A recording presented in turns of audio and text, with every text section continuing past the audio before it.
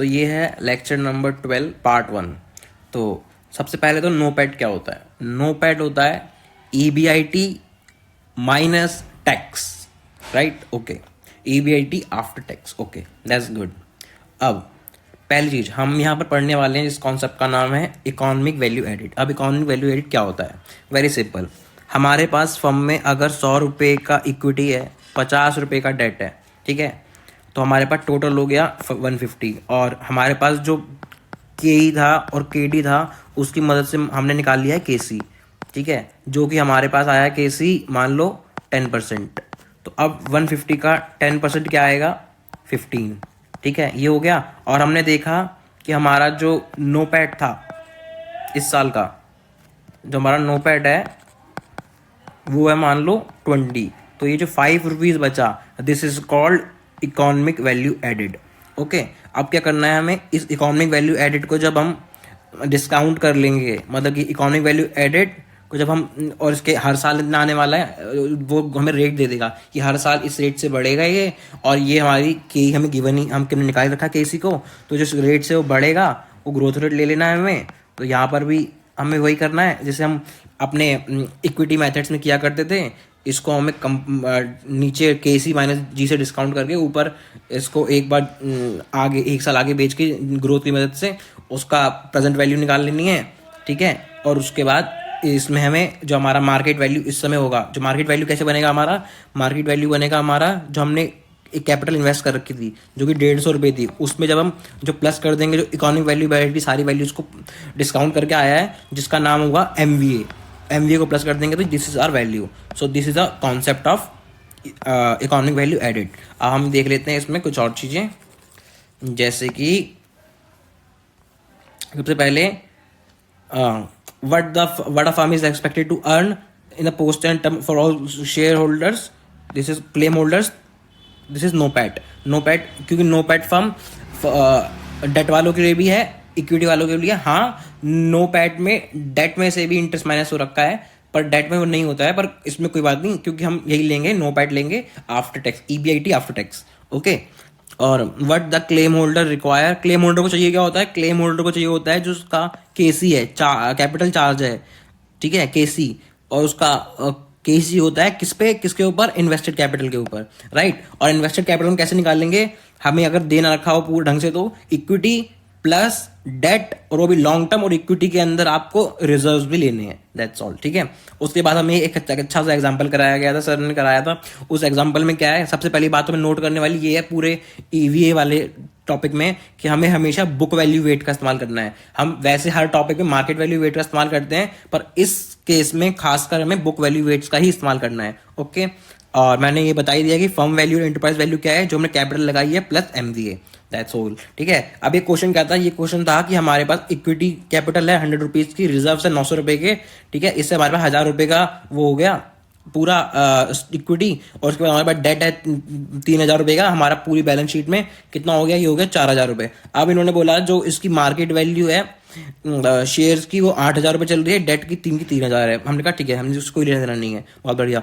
अब क्या होगा? हमें दे रखा है tax rate 25%, risk free rate दे रखा है, रिस्क प्रीमियम दे रखा है, और बीटा दे रखा है। इनकी मदद से हम निकाल लेंगे, क्या निकाल लेंगे हम इसकी मदद से? हम इसकी मदद से निकाल लेंगे अपना KE, ठीक है, और हमें KD के लिए 15% गिवन ही है, राइट। इसको हम आफ्टर टैक्स कर लेंगे, 15 को हम आफ्टर टैक्स कर लेंगे, वो हमने ये आफ्टर टैक्स कर लिया। हम KE निकाल लेंगे, जो हमने ये KE निकाल लिया, और उसके बाद हमारे पास बुक वैल्यू वेट्स में पता ही थे इसके, जो कि 3 और 1 है, तो हमने 3 और 1 की मदद से वेट करके इनका KC भी निकाल लिया, ठीक है। अब हमारे पास KC आ चुका है, KC जो आ चुका है हमारे पास वो है 12.3125। ओके, अब है कैपिटल चार्ज। अब कैपिटल चार्ज हम कैसे निकालेंगे? हमने जितना कैपिटल लगा रखा है, ठीक है, जितना भी कैपिटल हमारे पास था, ये 4000 का 4000 लगा रखा है हमने, ठीक है, और हमारा KC जो हमने निकाला है उसको इससे मल्टीप्लाई कर देंगे तो इससे हमारा निकल जाएगा कैपिटल चार्ज क्या है। अब हमारा कैपिटल चार्ज आ गया है कि हमारा 492.5 करोड़ हमारा कैपिटल चार्ज है। अब हम देखेंगे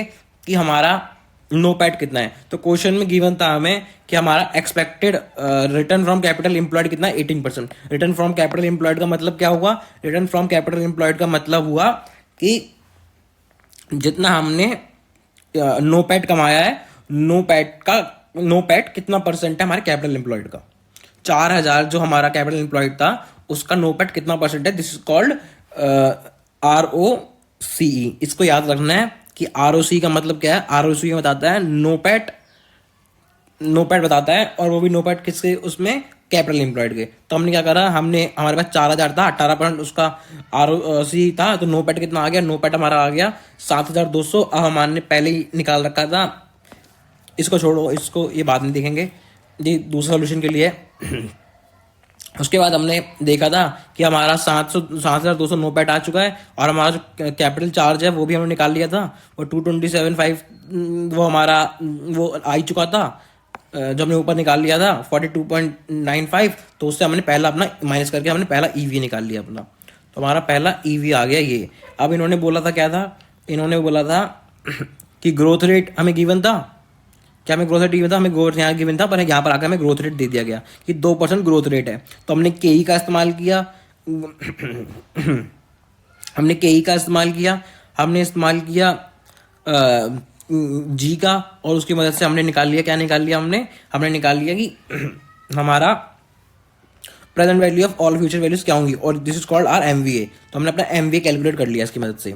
ठीक है, एक बात जो देखने लायक थी वो ये है कि जो नोपैट है उसको जब हमने माइनस किया है उससे, तो हमारा जो नोपैट आया है, सॉरी, हमारा जो ईवी आया है वो फर्स्ट ईयर का आया है, राइट। कैसे, क्योंकि जो हमने ROC की मदद से नोपैट निकाला था, फॉर नोपैट फर्स्ट ईयर का आया था, 0th ईयर का नहीं आया था, इसलिए हमारा जो ईवी आया है वो ईवी भी हमारा नेक्स्ट ईयर का ही आया है। और यही मैं बताना चाहता हूँ कि हम ईवी के कॉन्सेप्ट के अंदर 0th ईयर को कंसीडर नहीं करते हैं। ठीक है, और इस फॉर्मूले से हमारा जो निकलता है ROC के फॉर्मूले से वो नोपैट फर्स्ट ईयर का ही निकलता है। उससे हमने ईवी निकाली फर्स्ट ईयर का, इसलिए हमने जी का इस्तेमाल नहीं किया ऊपर, जी को क्योंकि वो पहले से एडजस्टेड है, माइनस नीचे अब KC माइनस जी करके हमने MVA की वैल्यू निकाल ली। अब जो MVA की वैल्यू आई हमारी, तो उसको हमने ऐड कर दिया फर्म के जो कैपिटल एम्प्लॉयड था उसमें, उससे हमारी फर्म की वैल्यू आ गई। अब उसमें से हमने डेट को माइनस कर दिया, तो हमारी नीचे आ गया